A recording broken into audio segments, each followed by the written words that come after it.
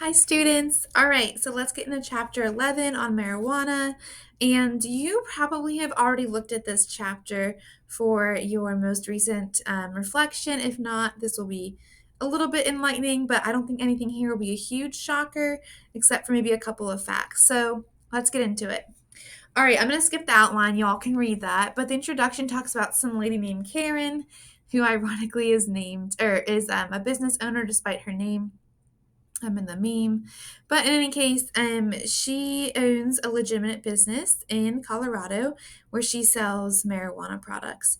The problem is for many people who operate businesses in legal or states where it's legalized, the federal government still has not approved or legalized, rather, the use, sale, or distribution of marijuana nor its products. So that means if you go to the bank, you can't use electronic means because they can track that, and the bank would be at the risk of losing its federal um, membership with the FDIC and coverage there. So the banks won't jeopardize or risk that. So the individuals who are operating these businesses must operate on a cash basis only and often pay their bills in cash.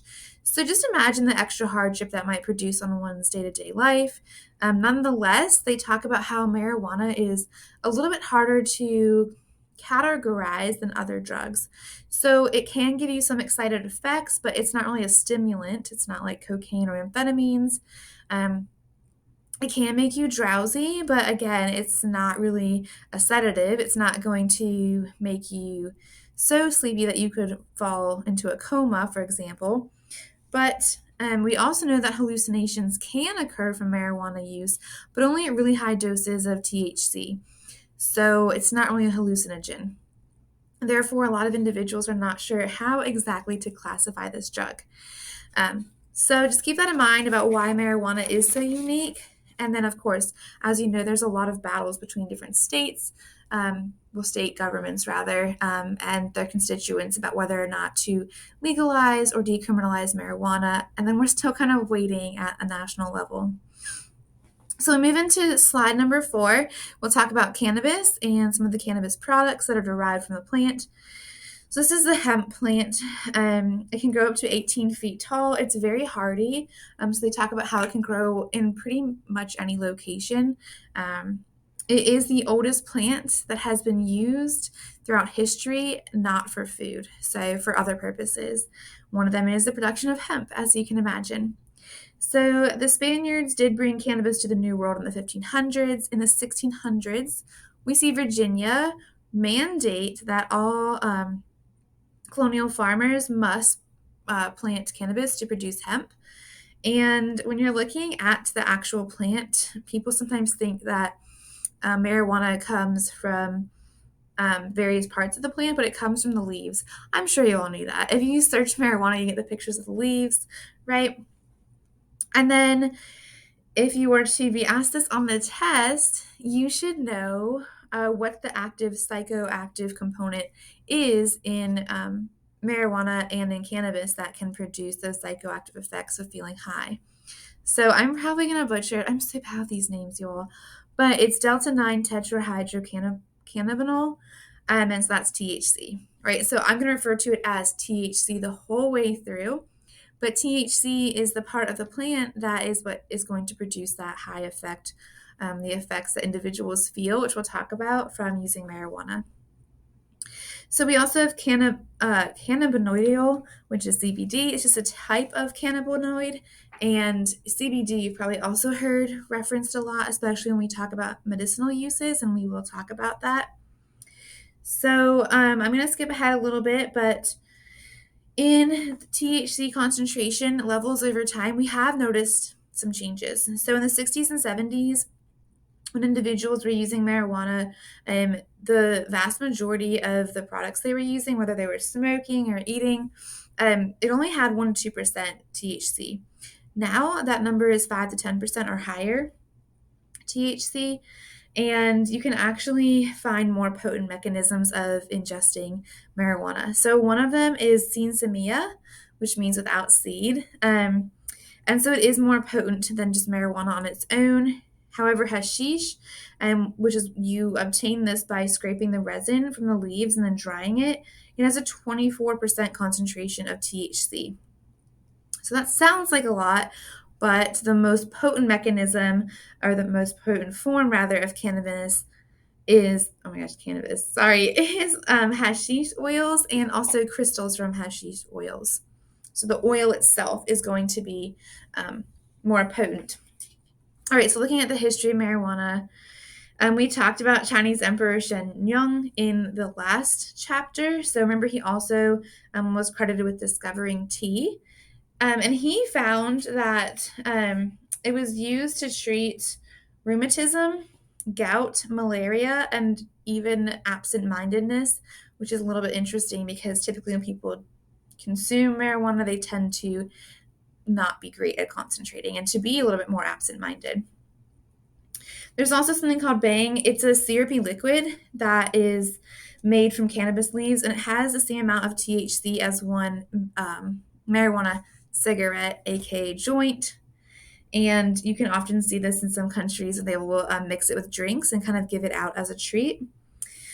In the Middle East, a lot of individuals do use cannabis. Oh my gosh, cannabis, and they also might use CBD products. They might smoke marijuana, etc. The reason for this is because the Quran does not prohibit this, not explicitly anyway. So let's move into the 19th century. It seems like everything was happy, great, and really in support of hashish, cannabis, oh my God, and marijuana, but it doesn't last, okay? So there is a pope in 1484 who condemned witchcraft and the use of hemp in this process, in the Black Mass. And then in the 1800s, we see that it's back, it's popular again, but it's not really condemned, it's actually celebrated. And this is in France. So this came about because Napoleon's soldiers from France, when they went to Egypt, they found marijuana and they brought it back, or cannabis. Oh my gosh, cannabis. I am so sorry, y'all. I'm so tired. So just ignore me mispronouncing all of this. In the 1840s in Paris, they had a club called Club des Hachiciens. Basically, it meant club of hash eaters. And they had a house recipe. So what they did was they took concentrated cannabis paste, mixed it with some butter, and then they added sweeteners and some sweet flavors like cinnamon and vanilla, which sounds like a really tasty treat, regardless of any cannabis in it. And then we move into the 20th century. So even though the settlers and in the 1600s and others were required to plant cannabis in order to produce hemp, we see that cotton, of course, you probably knew that, replace it as the major cash crop of the South. If you literally drive, I'm not sure about North Carolina, but if you go into South Carolina, it's everywhere. And a fun fact is that it is a federal crime to stop on the side of the road and take a piece of cotton from a cotton farm or field. My mom found that out. She didn't get in trouble, but she did search it because she stole some cotton.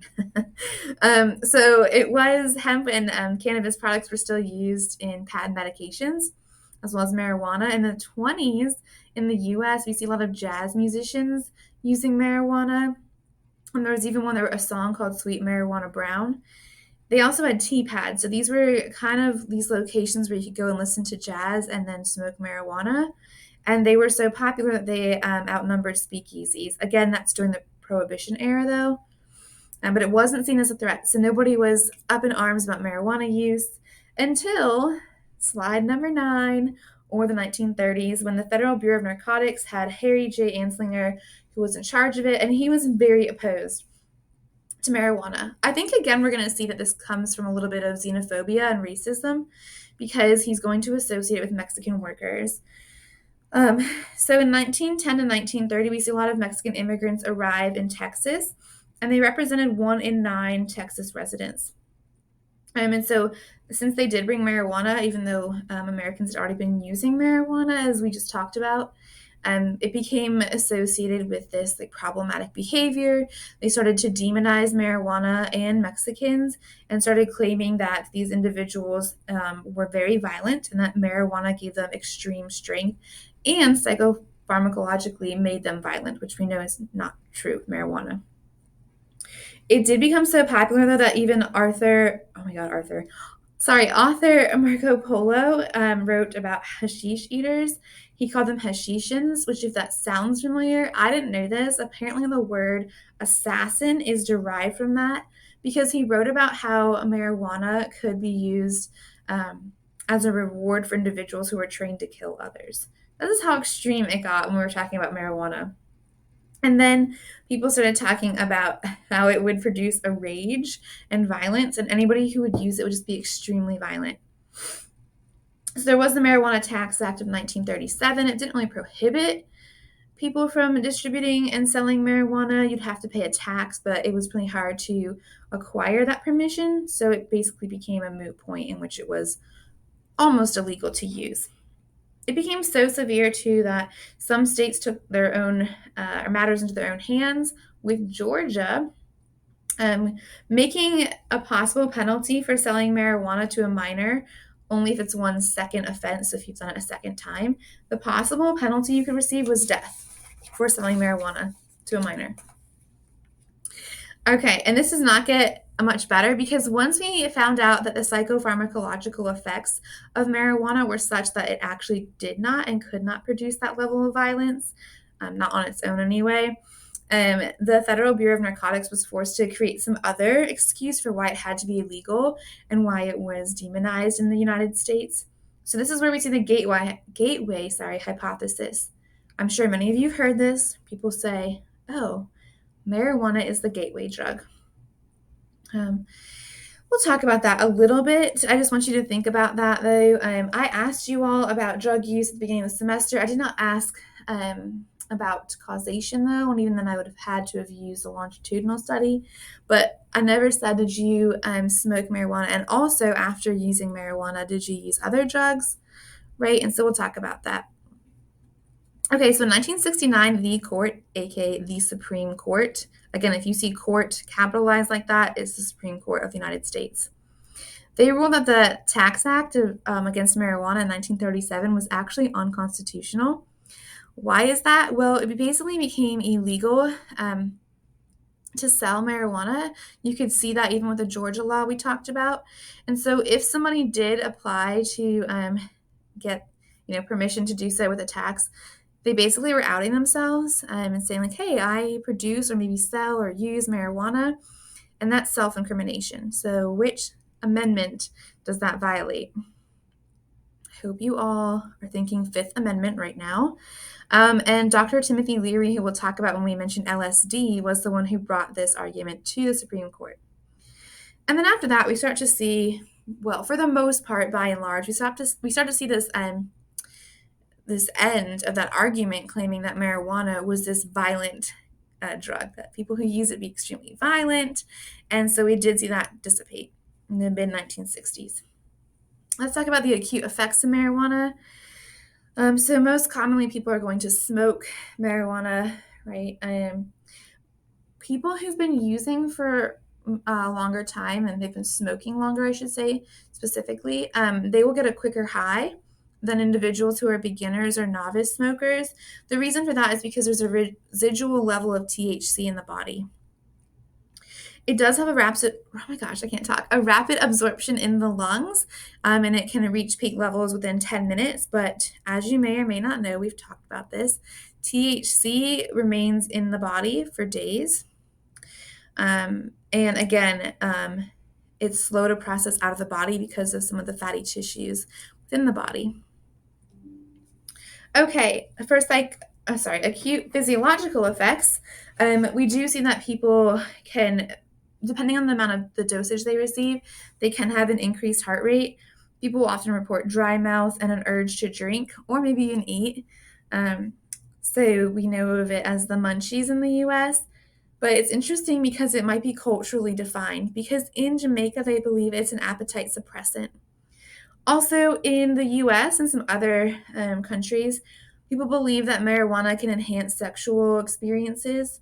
However, in India, they believe that it decreases one's desire to have sex, so it's a depressant for sex. It's quite interesting. We have seen increases in the number of ER related visits because of marijuana. However, keep in mind it's usually only when marijuana has been mixed with some other drug and or alcohol. And just so you know this, you probably already know, but you should know this for the test. There has been no death, at least it's been proven, that has occurred because of marijuana on its own. Okay. Some other psychological and behavioral effects. So they might feel great. They might feel euphoric. There isn't evidence of enhanced creativity, even though that's an argument people will make. But it can cause individuals to have delayed speech. They might be unable to communicate or to concentrate on basic tasks. They are not good at doing complex, motor tasks. They even might suffer from panic attacks, and then they could even have really severe emotional responses where they might even have hallucinations, which we talked about, especially if they have high doses of THC. They might even have delusions, confusion is common, or sadly, body image distortions, which I didn't know was linked to marijuana. Looking at chronic effects of marijuana, according to laboratory studies, there is evidence of tolerance.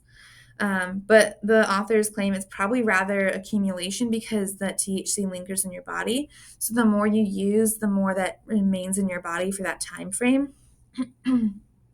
If you give somebody, and this was a study, if you give somebody large doses of THC every 4 hours for 10 to 20 days, after they withdraw 12 hours later, the hot flashes, they'll experience irritability, restlessness, and insomnia, but that's pretty much the most severe side effects they've seen.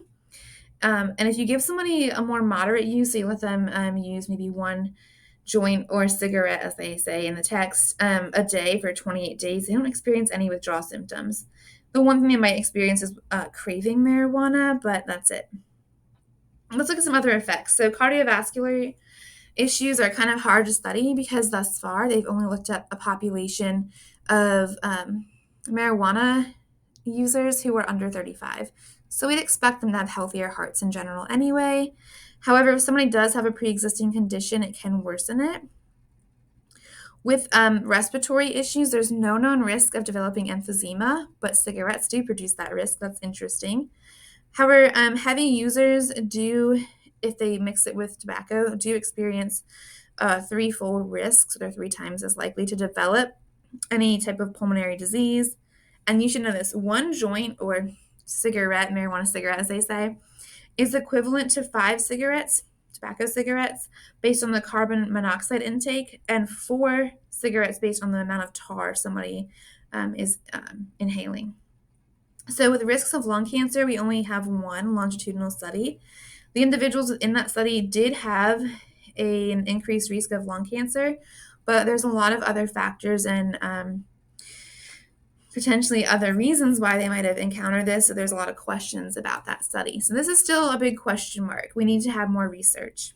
As far as sexual functioning and reproduction in the moment can be adversely affected. So if somebody was trying to get pregnant or to get their partner pregnant when they were using marijuana, it'd be harder. It can affect the sperm. It can also affect the egg being released during ovulation such that it wouldn't produce a viable pregnancy.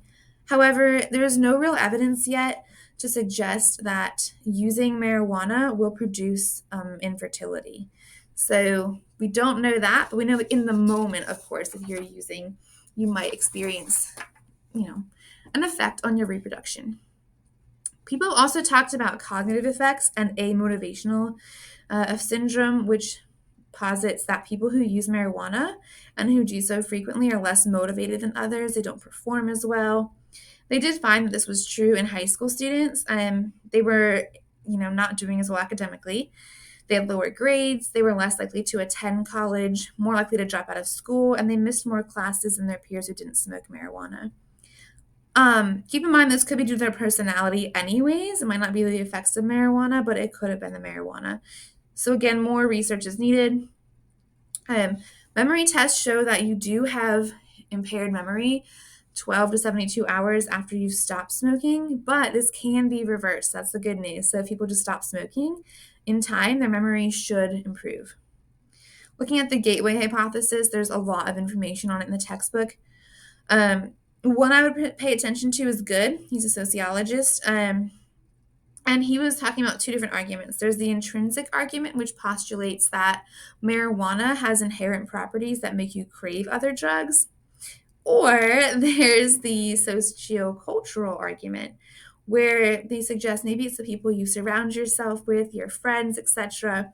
And they do suggest that people who smoke and consume marijuana regularly might be more involved in risk taking behaviors anyway.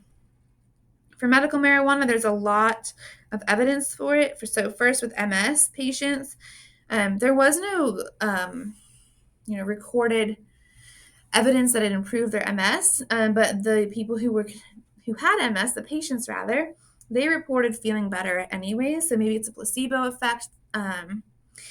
People who have cancer have also reported a relief from pain, as well as those who've had an amputation. They've reported that marijuana decreased the amount of phantom limb pain that they felt.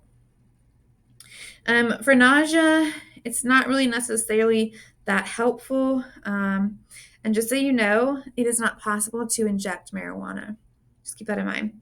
It has been really helpful, though, in its demonstrated effects at improving epilepsy. And then also with CBD, there is a new form. It's called Sativex, and basically it has not yet, according to the text, so it might have been since then, been approved by the FDA for use in the US, but over 28 countries have approved its use. And it is safer because it's not consumed via smoking or an inhalation. It's actually a mouth spray. Let's move on to one last slide, which is the criminal justice ramifications. It says stages of legalization. That should be state. I'll fix it. If you're in a state like Colorado where it's legal, you still cannot smoke or possess marijuana on campus because the schools receive federal financial aid and they don't want to subject themselves to losing that. So you can still be penalized for doing so. Driving while impaired is possible. Most people think it's safer than driving while drunk, of course, but there's no real breathalyzer yet. It's an interesting tidbit of information, but my husband is a chemist and he was working with another chemist who was teaching students, kind of like in a forensic themed, it wasn't a full forensic class, but they were trying to develop some type of test to see when you last smoked marijuana. And I already mentioned shop owners and banks, right? Shop owners and banks kind of have an interesting relationship because the shop owners must use cash, which makes it harder for them. One last thing I wanted to point out is when they do detect THC in the urine, or the metabolites from it rather, they can't necessarily tell when you last smoked. They can just see that there's a presence in the body or in the bloodstream, or urine rather.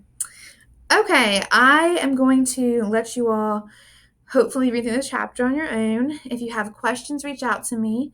I'm going to attach a video. It's comical, and I know that maybe it's not as applicable when we're talking about material, but it is a police officer who calls 911 because he thinks he's going to die since he has smoked. No, didn't smoke. Sorry, he ate marijuana brownies with his wife, and he's worried about them dying. So I will share that with you.